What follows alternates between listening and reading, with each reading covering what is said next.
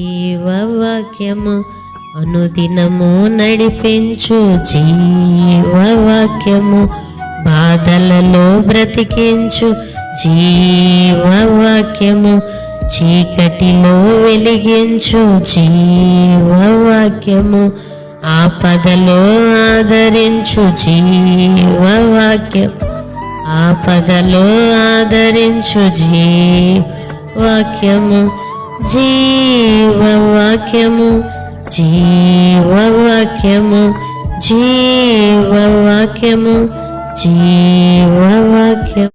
దేవుని నామానికి మహిమ కలుగునుగాక.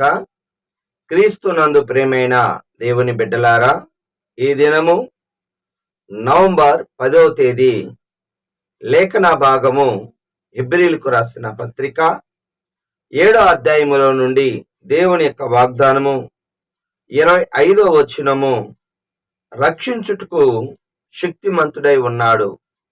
అవునండి, ఆపదల్లోను అపాయాల్లోను ప్రమాదాలలోను దేవుడు తప్పించేవాడిగా ఉన్నాడు.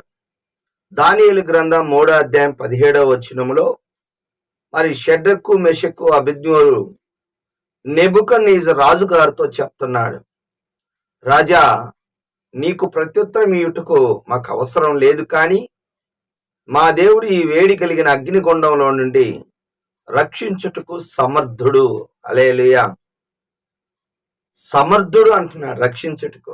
అవునండి, ఎప్పుడైతే ఆ మాట అనని వెంటనే కాదు, కానీ ఎప్పుడైతే బలిష్ఠులు ఆ యొక్క షడ్రకు మెషకు అబేద్నెగోలను మరి బంధించి, అంటే ఆ బలిష్ఠులు పట్టుకొని అగ్నిగుండంలో వేశారో, అప్పుడు దేవుని యొక్క సహాయము, దేవుని యొక్క దూతలాగా బాగా గమనించండి, యొక్క అగ్నిగుండములో 4వ వ్యక్తిలాగా దేవుడు కనపడ్డాడు. హల్లెలూయా.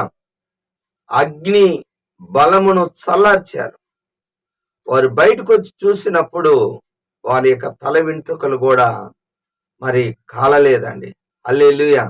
ఎంత గొప్ప దేవుడు మన దేవుడు. కేవలము అపాయములోనే కాదు, ఆత్మను రక్షించేవాడు. యేసు అంటే మరి తన పాపాల నుండి, అంటే మానవుని యొక్క పాపముల నుండి రక్షించువాడు. తన ప్రజలను తన యొద్దకు వచ్చు వారిని మరి యోహాను సువార్తలో మరి వ్యభిచారమందు పట్టబడిన స్త్రీని తీసుకొచ్చినప్పుడు ఆమె యొక్క ప్రాణాన్ని కాపాడటమే కాదు, ఆత్మను కూడా రక్షించాడు. ఎలాగూ అంటే పాపం వలన మరణించవలసి ఆవశ్యకత ఉన్నది.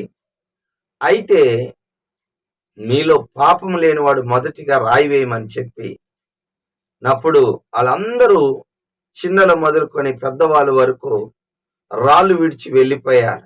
అయితే యేసు ప్రభువారు ఆమెను, అమ్మా, నేను కూడా నిన్ను శిక్షించను, అయితే నువ్వు పాపము చేయకుమని చెప్పి ఆమె ప్రాణాన్ని కాపాడటం, ఆత్మని రక్షించాడు, పాపాన్ని క్షమించాడు.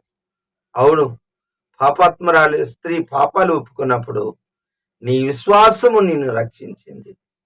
దేవుడి దగ్గరకు వచ్చినప్పుడు పాపాలు క్షమిస్తాడని నమ్మినప్పుడు రక్షించబడతాం. ఎందుకంటే కొరింథీయులకు రాసిన మొదటి పత్రిక 1వ అధ్యాయం 18వ వచనం, మరి దేవుని యొక్క సువార్త, సిలువను కూర్చిన వార్త రక్షించబడుతున్న వారికి దేవుని యొక్క శక్తి. హల్లెలూయా. అవునండి, అవును, దేవుని శక్తి అది. నశించిన దాన్ని వెదికి రక్షించుటకు మనిషి కుమారుడు ఈ లోకానికి వచ్చాడు. అవును, ఆయన నిన్ను రక్షించటానికి, నీ కొరకు ప్రాణం పెట్టడానికి వచ్చాడు. ఆయన నిన్ను రక్షిస్తాడు, పాపములో నుండి రక్షిస్తాడు, ప్రాణములో నుంచి రక్షిస్తాడు, అలాగనే నీ ఆత్మను కూడా రక్షిస్తాడు. హల్లెలూయా. అలాగనే ఒప్పుకోవలసిన పాపాన్ని చూసినట్లయితే 15వ వచనము, శరీరానుసారమైన జీవితము మరణమండి. శరీరానుసారంగా నడుచుకోకూడదు. అంటే శరీరులు అంటే లోకరీతిగా, మానవుల రీతిగా శరీరానుసారమైన మనసు మరణమని రోమీయులు రాసిన పత్రిక 8వ అధ్యాయము 5-7 వచనంలో, ఆ మనసు అనేది భయంకరమైనదండి. గుర్తుపెట్టుకోండి. ఎందుకంటే శరీర సంబంధులు లోకం మీద ఆశపడతారు. ధనవంతుడు శరీర సంబంధి, ఈ లోకంలోనే ఆలోచన చేశాడు. దైవ రాజ్యం గురించి ఆలోచన చేయలేదండి. శరీరాన్ని గురించి ఆలోచన చేస్తారు. ఏమి తిందామా, ఏమి త్రాగుదామా, ఏమి ధరించుకుందామని. కానీ ఆత్మానుసారమైన జీవితమే జీవం. హల్లెలూయా. పేతురును కూడా దేవుడు గద్దించాడు ఒకానొక టైంలో. ఎందుకంటే మరి ముందేమో నేను ఎవరిని అంటే, నువ్వు సజీవుడైన దేవుడి కుమారుడివి, అయితే నేను యెరూషలేములో మరి అక్రమకారులతోను అంటే రోమా సైనికులు నన్ను బాధ పెడతారు, అలాగనే నన్ను సిలువేస్తారు, నేను మరణిస్తాను, తిరిగి లేస్తాను అని చెప్పినప్పుడు సిలువ అంటే విలువ తక్కువ అనుకొని పేతురు ఏమన్నాడంటే, అది నీకు దూరం అవును గాక, అలా నీకు జరగటానికి లేదు, నువ్వు సాక్షాత్తు ప్రభువి.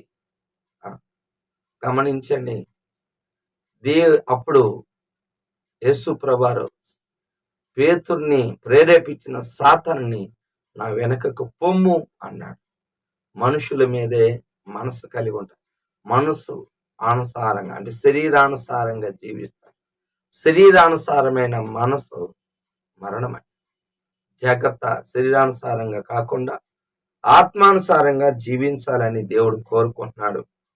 5వ వచనము, ప్రజల యొద్ద యాజకులు 10వ వంతు తీసుకుంటారు. అవును, యుద్ధం చేసి వచ్చిన అబ్రహాము దగ్గర షాలేము రాజు గారు కూడా మరి అన్నిటిలోనూ 10వ వంతు ఇచ్చాడు.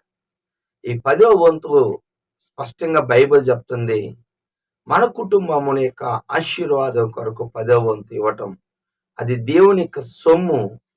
మలాకి 3:10లో అలా ఇచ్చినప్పుడు దీవించబడతామని అబ్రహామును కూడా దేవుడు దీవించాడు. షాలేము రాజుగారు ఆ యొక్క పదార్థాలు తీసుకొని దీవించాడండి. అవును, దేవుని యొక్క ఆజ్ఞ, 10వ వంతు దేవుని యొక్క సొమ్ము. బాగా గమనించండి. చాలా మంది ఇవ్వకూడదు అనుకుంటారు. లేదండి, దేవుడు నిన్ను మరి సంఘానికి మరి నువ్వు సహకరించాలి కదా. శరీర సంబంధంగా మరి కంటే కూడా మరి ఆత్మ సంబంధంగా నీకు మరి పోషిస్తున్నప్పుడు అరే 10వ వంతు ఇవ్వాలి. హల్లెలూయా. అది దేవుని యొక్క ఆజ్ఞ. ఈ విధంగా 10వ వంతు ఇచ్చిన వాళ్ళని దేవుడు దీవిస్తాడు. ముందు హృదయాన్ని ఇవ్వాలి, హృదయంతో పాటు మన కానుకను కూడా సమర్పించాలన్నది దేవుని యొక్క చిత్తం. లేవీలకి ఆ విధంగా ఇజ్రాయెల్ మధ్య 10వ వంతును ఏర్పాటు చేశారు వారి యొక్క పోషణ నిమిత్తం. హల్లెలూయా.